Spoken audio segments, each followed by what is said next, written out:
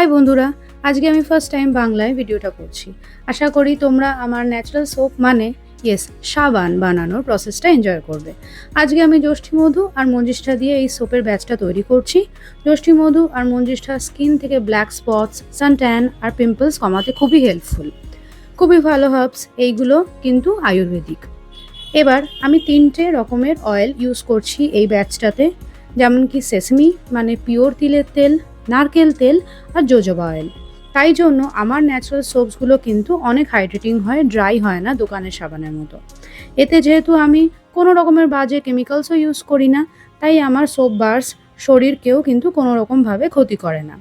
তো আমি এই মিক্স করার পর সাবানটাকে একটা খাপে ঢেলে নিলাম, পরে কাটবো। এই ব্যাচটা 600 গ্রাম, তো ফুললি সলিড হতে মোটামুটি 2 উইকস তো লাগবেই। যখন এটা ফুললি রেডি হয়ে যাবে তখন তোমরা আমার থেকে কিন্তু এইগুলো অর্ডারও করতে পারবে।